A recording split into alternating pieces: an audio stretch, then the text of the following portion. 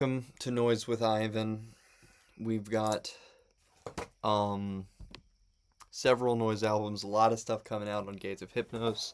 We have a brand new label um for me to talk a little bit about, I suppose. I've also been listening to the Woods Mattress tapes that have come in from my trade that I talked about last week, and I'm super excited to talk about it. Oh, I'm gonna enjoy this La Galera today.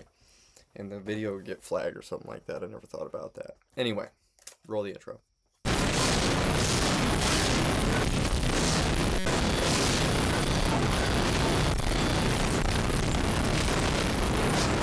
If having a cigar is, it's not obviously something that can be taken off of YouTube or it won't get flagged for it, but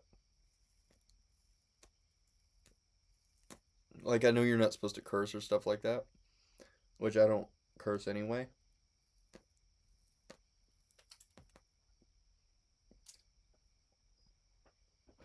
Um, but sometimes you gotta wonder. Like I'd be probably, you know,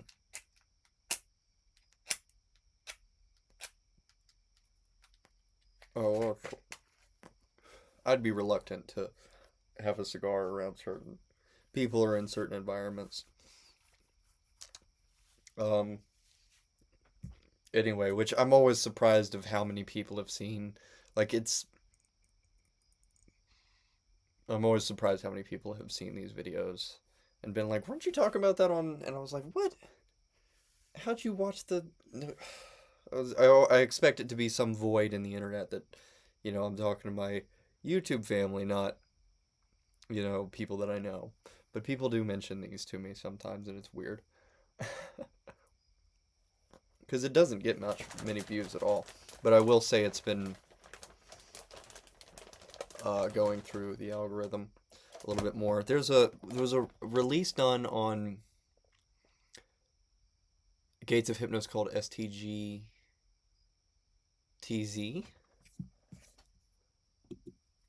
I probably got no STGLTZ, and I was trying to figure out how to pronounce that, and then I was like, well, I mean, how am I gonna know? But then I was watching a Devo documentary earlier, and they were talking about how Devo means de-evolution, and I was like, wow, that's pretty strong, guys. You never really realize how much value, oh man, I've had such strong creative ideas recently. Um, and there's a lot coming out. I don't know what to talk about, things that are coming out sooner. Sometimes I don't know if I'm going to mention something that will come out soon. Um, but if it's ready, I suppose that it's appropriate to mention. But that was the thing last week. I was talking about check out Gates of Hypnos, knowing that we would be moving our physical sales over to Not of the Flesh. I didn't know if we were going to get Not of the Flesh going. Presmo has had some things going on lately, so I was wondering but he's not a lazy person. He takes care of a lot of things. But anyway, I was talking about STGL TZ, and that's a really fantastic record that's new. That's the most popular thing on Gates of Hypnos, and I can take a little bit of time to talk about the things on Oh Go As Death was a really great. Well, yeah, everything on there is pretty good. Right now, I tend to be a big fan of um, Disfigured Robot Child. I think we all are. Um, he did one right before I did the Contrite Heart album, um, called 12 a.m., which was phenomenal. It's just crazy noise, but not in a way that's exhausting, even though I do like exhausting noise.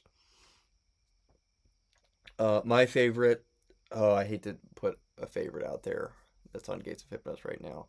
Oh, and I listened to it before it came out, but Sado Rituals has a split that just came out. I actually never heard the Fabricer release.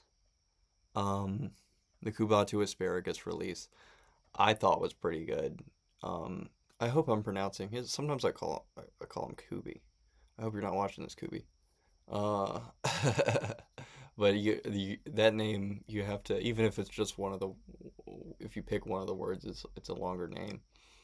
The new Woods mattress release is fantastic. Um, but yeah, that's as far back as I go. I have discs for a couple of things on here. Mm.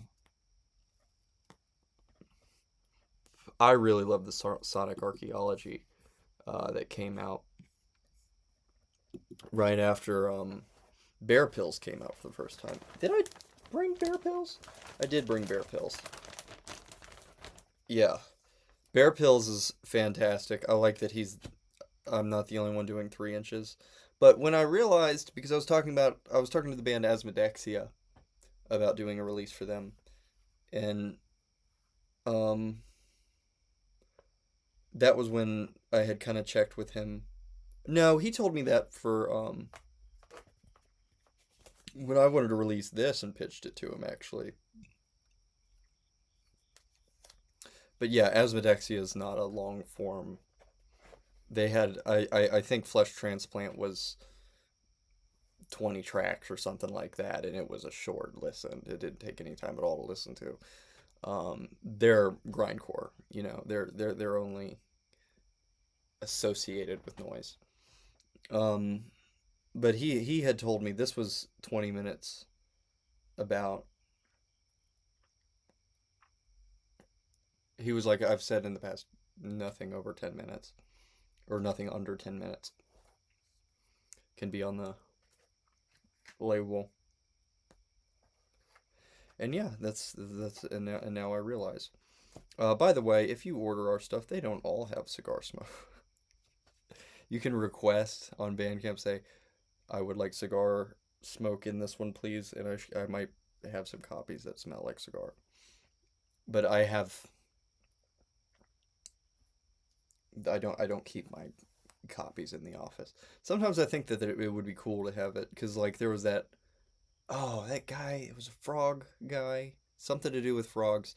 There would always be semen or bodily fluids of some sort in the shipments.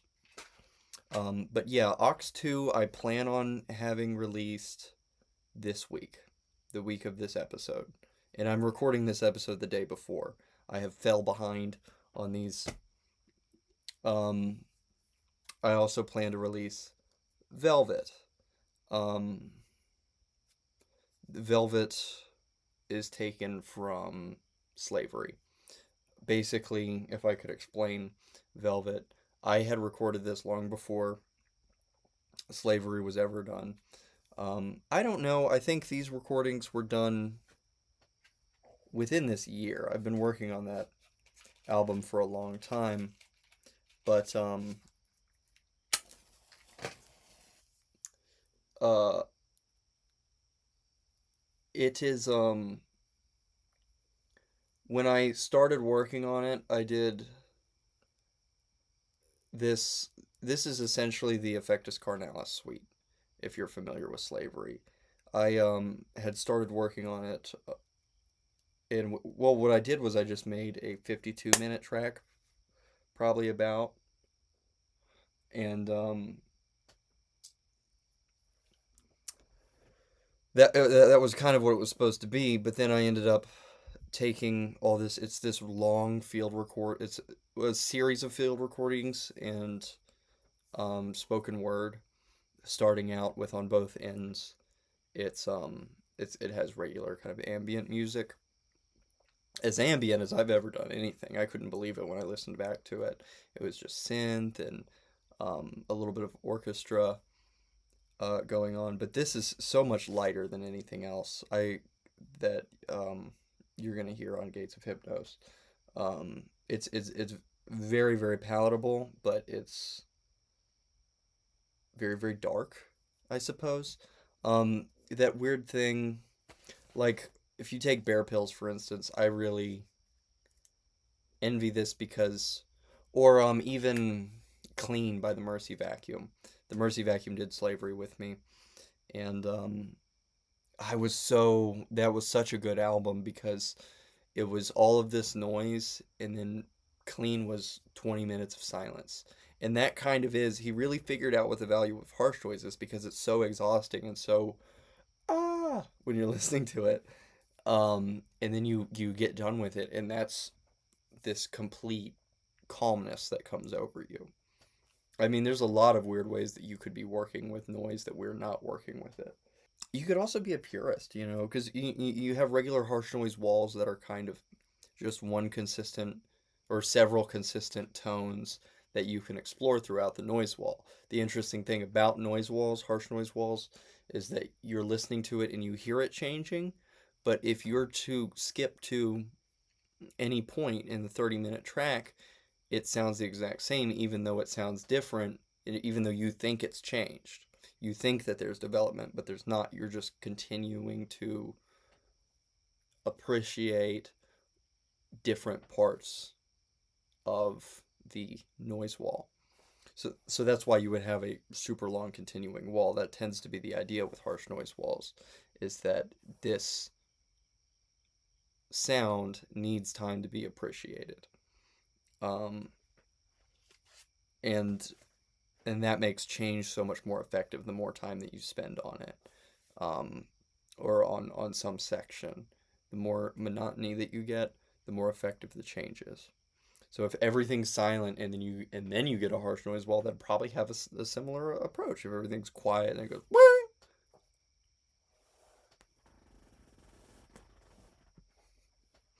um.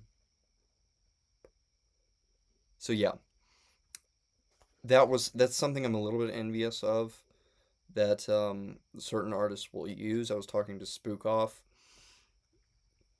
recently, and he said that he would like something that was a little bit softer. And that record I mentioned earlier, um, River Spirits by Sonic Archaeology. I don't know if I actually got around to mentioning it because of my ADHD.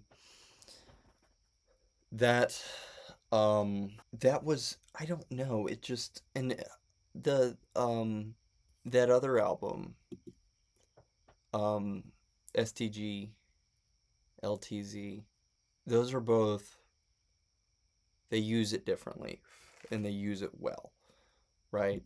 Um they're not run of the mill harsh noise, which is, I think, a pretty significant thing. I change it up. I'm pretty classic with the way that I work with noise, but I'll do things like this album, when I've drunk up the sea, or this one, Deer, which this isn't out, but there will be one Deer eventually.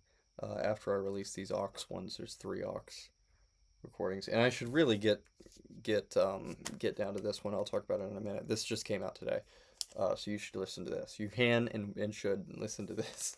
I'm talking about so many things that haven't come out yet. But yeah, I'm jealous of the spasms, the spasms of noise that surprise and excite you, that utilize silence in the slightest bit. Um, Clean is an album that I mentioned that utilizes 20 minutes of silence. I can't remember exactly how long it is. After a lot of harsh noise. Um, this is something that also utilizes a lot of silence. I wanted it to be what it was when I originally recorded it. I didn't get down to the story with Velvet yet. Basically, with Slavery, somewhere along the final process, when most of the recording was done, but yeah, it took a long time to record that thing. I've spoken about that plenty, I think. I ended up chopping up Velvet into all these different pieces. Um, like I said, it was just a 52-minute track for Slavery.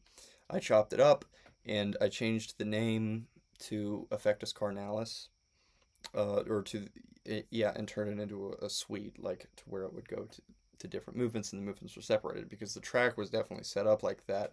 Music at the beginning, this bed of field recordings and spoken word, and then another bed of music. There's also an intro that I didn't include in this. There was an intro that was really good, pained me to take it out, but that intro takes it to about 90 minutes. There's actually quite a bit I still took out of it. I hate to do that. The intro is 90 minutes, so I'll release this CD and then hopefully be able to release the cassette with the intro on it because I have 90-minute cassettes that I can do.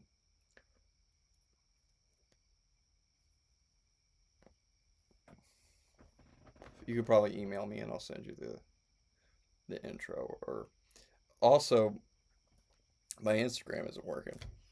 I followed too many people with the Not of the Flesh Instagram account, and what happened was Instagram registered that as though I had given it to some kind of promotion platform, and now I'm locked out. Um, and yeah, okay, that brings me to holy violence. Anyway, this is that original 52-minute recording that was used on slavery. Um, Also, the Alfredo Vogue album has a chunk of this in it because I accidentally gave him the files from this um, to use. I said, "Oh, I got all these field recordings. You can use them." And then, because usually my field recordings are relatively processed, but there was a recording of me literally playing piano that you will hear if he releases an album soon. Tangerine.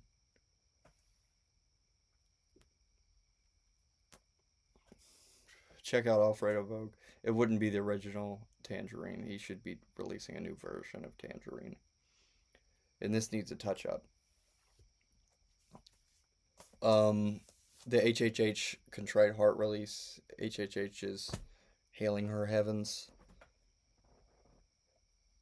The man's a Catholic. I can't do nothing about it. Or he's Orthodox. Um, where did I put my matches? Um, yeah. So, but I will say this: he did not want to use Western art as the cover, and I, but he did. He allowed me to use the Gustave Doré, um,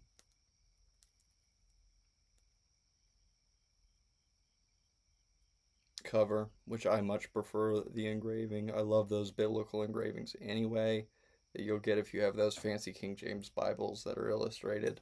They always have those engravings, and the art is just absolutely phenomenal.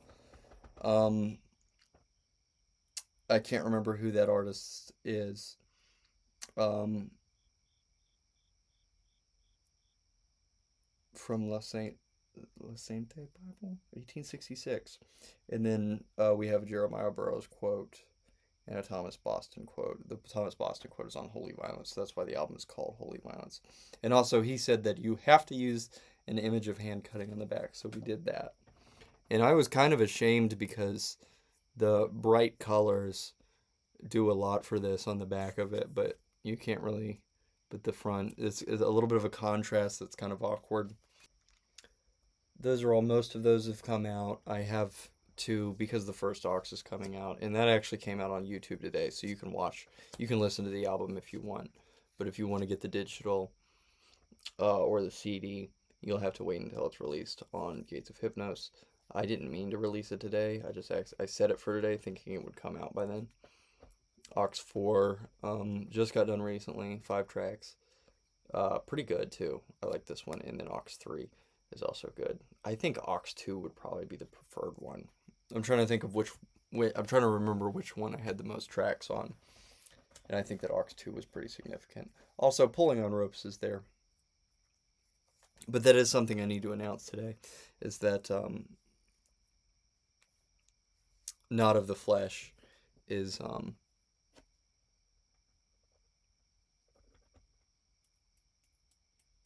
doing all the physical releases now. And I just said that last week. Now you can go get this stuff at Gates of Hypnos. Not true anymore. You can't get it at Gates of Hypnos. But if you did go there, it would say go Not of the Flesh to get physicals.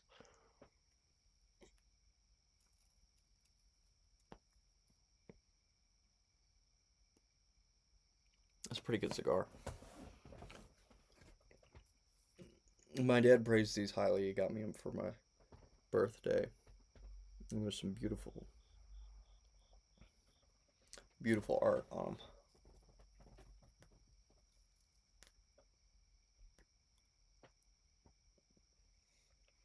All right, and the probably most exciting thing that I have for you today. I've already gone 20 minutes. I'm sorry that this is at the very end. The Woods mattress reviews. I don't know if you remember or if you watched all the way through the last video, but Burial Birth it has Monica LaHood, so I figure it's his um baby picture that we have here. Paces of Anyway, he said it was a year plus album, and that just had me so turned on when I was listening to it. I was like, "Ooh, you know what I mean? Like, let's listen for this here. How did you put? How did time play such a factor in this?" Mm. And as an artist, I mean, I don't know any album that I've heard that you couldn't have recorded, and even Slavery, that's 5 hours long. I don't know any album that you couldn't have recorded, right, in at least a week, right? Even if you had to get an orchestra together or all that stuff. I mean, it's possible, no matter what kind of things you have going on your album. It's possible to record it in a week if you've already got everything planned out. But that's what it is. Um, that really is what it is with an album that takes a long time. You can have a piece like Velvet, right, and turn it into what Slavery is, right?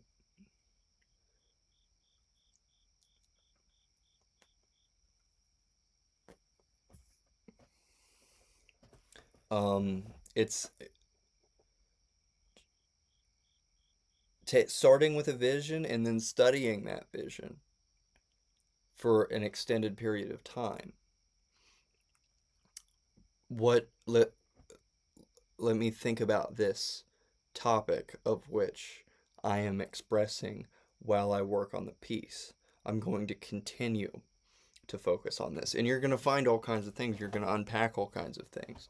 And then you're going to start to tell that story to yourself, and you're going to be able to record it. And you're going to be able to change things around and orchestrate things differently, right? Which is an important part of putting a piece of music together.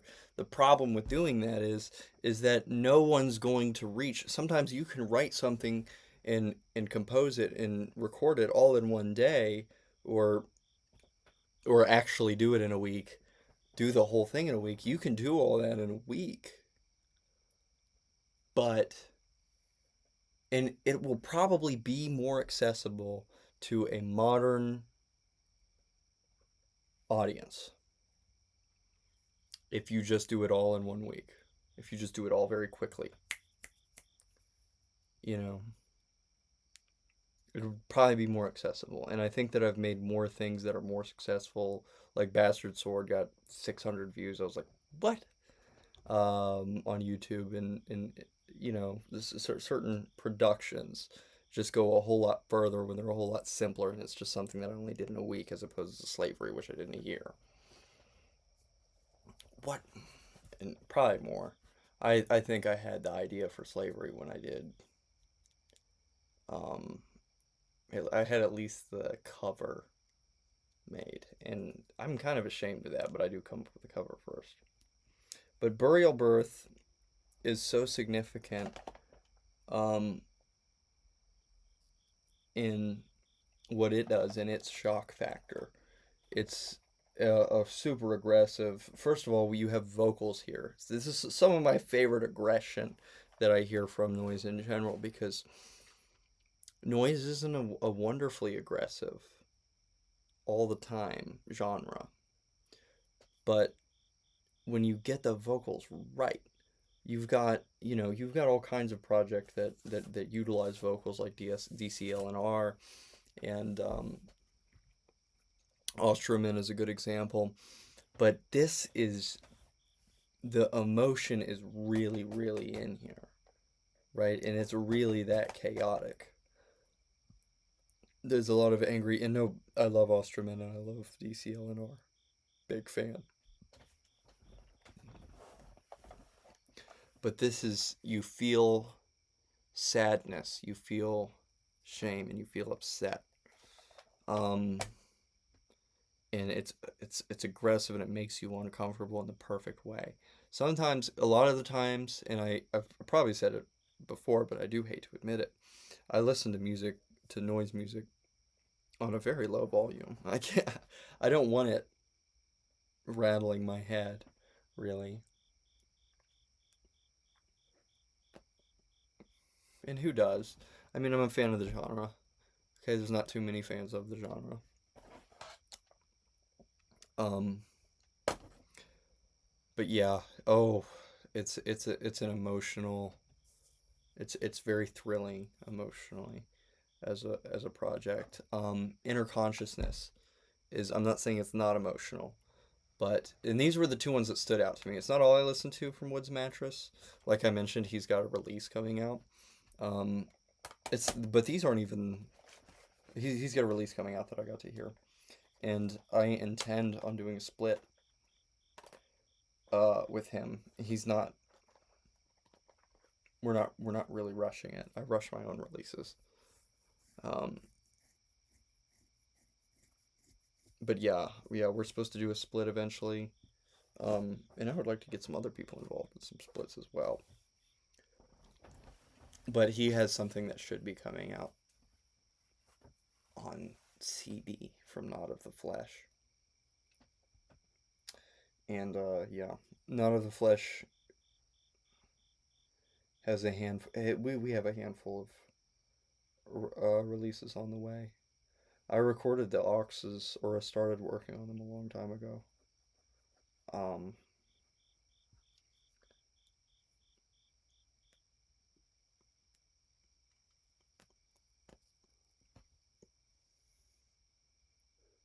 but yeah, there's a lot yet to come out. Um, Ox 2 is available on my YouTube channel. You can listen to that here. Um, you can pick, I'll link. Burial Birth is still available. I think he did 100 copies of that, so grab that tape. And then grab CDs from Not of the Flesh. Um, uh, but I would also recommend, if you buy CDs from us specifically, but from anyone, wait till whatever you want is going to come out, because um, you're going to want to get them all at one time, because it's only an extra $2 a ship. I mean, if you spend five, because even in the US it's $5 shipping, and then an extra $1 per unit. So, I mean, if you wanted to buy discs, and we should probably work on that price. I don't know. It's a pain how it's set up to where you have to have a general price for everything, but we're new to it. I've never done that before. I've shipped out maybe 10 things in my life, if that.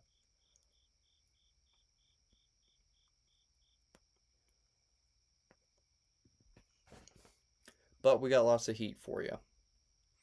Um, lots of lots of noise, some Christian music happening.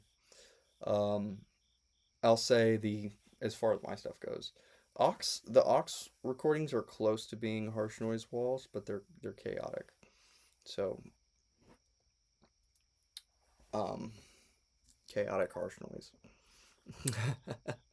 I always wonder. I would love it to go completely quiet, but anyway, um, love God, glorify God, read your Bible, listen to Slavery if you would like to listen to something, and anything that Gates of Hypnos has coming out. If you want physicals, come to us for it, or go to Woods Mattress. I like him. um, what else can I talk about? Mm, I don't know. Anything on my channel, please listen to it. It particularly helps if you listen to something that's been officially released under releases on my channel, as opposed to like one of these full albums. But it's all good. It's all beneficial. I would rather have the long term be fed than have $5 right now for a CD. You know, the benefit is um, having like passive income or whatever it is. And I don't make money off YouTube. You know.